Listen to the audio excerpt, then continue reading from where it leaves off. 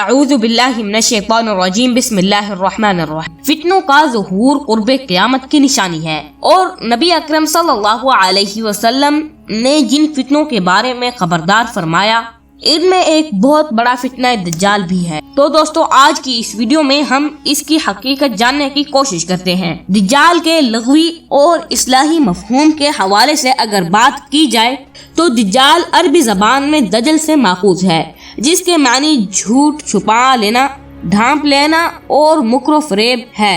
دجال فعال کے وزن پر مبالغہ کا صیغہ ہے، بمعنی بہت جھوٹ بولنے والا اور بہت دھوکہ دینے والا۔ کذاب کو دجال اس لیے کہتے ہیں کہ وہ حق کو باطل کے سبب سے چھپا لیتا ہے۔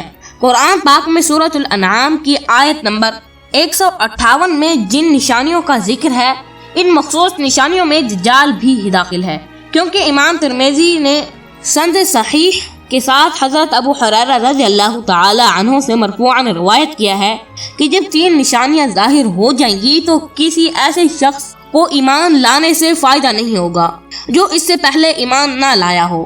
دجال، دابت الارض اور سورج کا مغرب سے طلوع ہونا۔ قرآن مجید کی سورہ نساء کی آیت نمبر 159 اور سورہ زخرف کی آیت نمبر 61 میں دجال کی طرف اشارہ ہے۔ دجال کا ذکر مستند احادیث مبارکہ میں موجود ہے، ان میں سے چند ذکر کی جاتی ہیں۔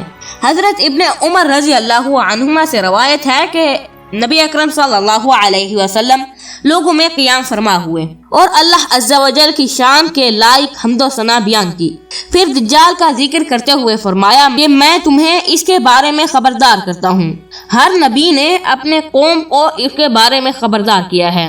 بے شک حضرت نوح علیہ السلام نے اپنی قوم کو اس کے بارے میں خبردار کیا، لیکن میں تمہیں اس کے بارے میں ایسی باتیں بتاتا ہوں جو کسی نبی نے اپنی قوم کو نہیں بتائیں، کہ جان لو کہ وہ بلا شبہ کانا ہوگا اور بے شک اللہ کانا نہیں۔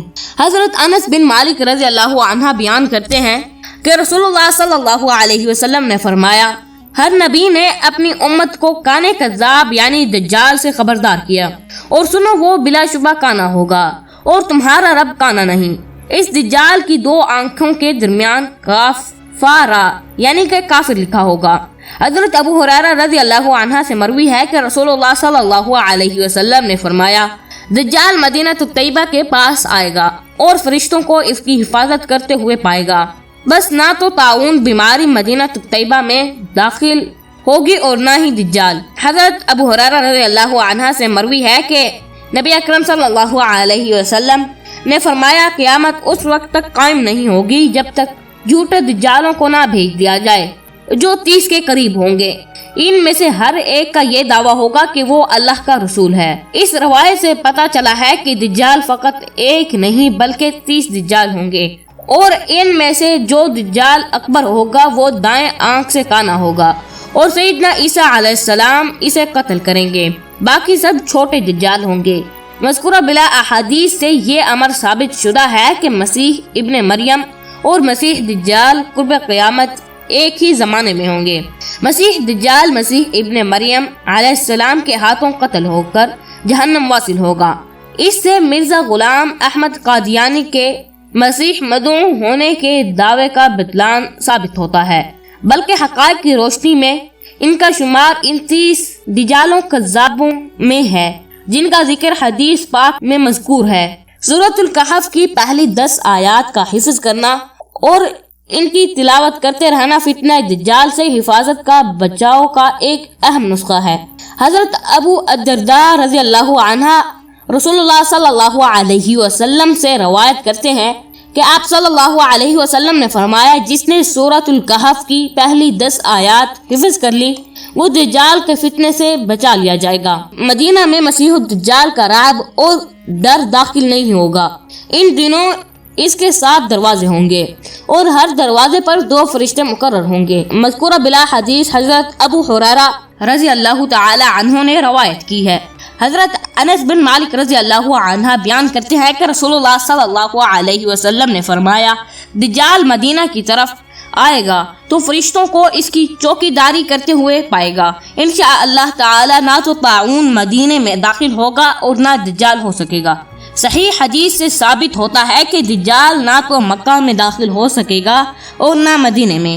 فرشتے اسے زمین کے ان دو ٹکڑوں سے روک دیں گے، یہ دونوں حرم اس سے امن میں ہوں گے۔ صرف یہ ہوگا کہ وہ مدینے کی شور زمین میں اترے گا اور مدینہ اپنے باشندوں سمیت 3 دفعہ زلزلے کے ساتھ کانپ اٹھے گا۔ یہ زلزلہ 2 اقوال کے مطابق محسوس ہونے والا زلزلہ بھی ہو سکتا ہے اور معنوں کے طور پر بھی۔